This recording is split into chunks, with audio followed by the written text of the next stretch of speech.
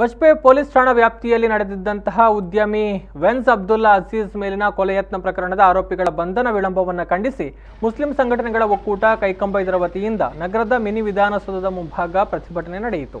ಈ ವೇಳೆ ಮಾತನಾಡಿದ ಎಸ್ವೈಎಸ್ ರಾಜ್ಯ ನಾಯಕ ಅಶ್ರಫ್ ಕಿನಾರ್ ಅವರು ವೆನ್ಸ್ ಅಬ್ದುಲ್ ಅಜೀಜ್ ಅವರನ್ನು ನವೆಂಬರ್ 15ರಂದು ರಾತ್ರಿ ಕೊಲೆಗೈಯಲು ಯತ್ನ ಮಾಡಲಾಗಿತ್ತು. ಆ ಬಳಿಕ ಅವರು ಚಿಕಿತ್ಸೆಗೆ ದಾಖಲಾಗಿದ್ದ ಆಸ್ಪತ್ರೆಯ ಬಳಿ ಇದ್ದ ಅವರ ಹಳ್ಳಿಯ ನೌಶಾದ್ರ ಕೊಲೆ ಯತ್ನವೂ ನಡೆದಿದೆ. ಪ್ರಕರಣದ ಬಗ್ಗೆ ಶಂಕಿತರ ಬಗ್ಗೆ ಪೊಲೀಸರಿಗೆ ಮಾಹಿತಿ ನೀಡಲಾಗಿದ್ದರೂ ಪೊಲೀಸರು ಯಾವುದೋ ಒಂದು ಒತ್ತಡಕ್ಕೆ ಮಣಿದು ಪ್ರಕರಣದ ನೈಜ ಆರೋಪಿಗಳನ್ನು ಬಂಧಿಸಲು ಮೀನಾಮೇಷ ಎಣಿಸ್ತಾ ಇದ್ದಾರೆ. ಇದು ಖಂಡನೀಯ.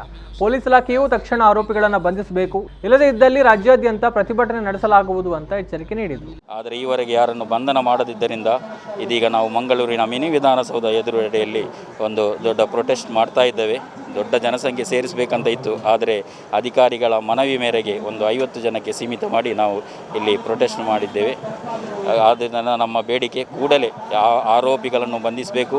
ಅದರ ಹಿಂದಿರುವ ಪ್ರಭಾವಿ ಯಾರ ಕೈವಾಡ ಇದೆ ಅವರೆಲ್ಲರನ್ನು ಬಂಧಿಸಿ ಸೂಕ್ತ ಕಾನೂನು ಕ್ರಮ ಕೈಗೊಳ್ಳಬೇಕಾಗಿ ಕೇಳಿಕೊಳ್ತಾ ಇದ್ದೇವೆ.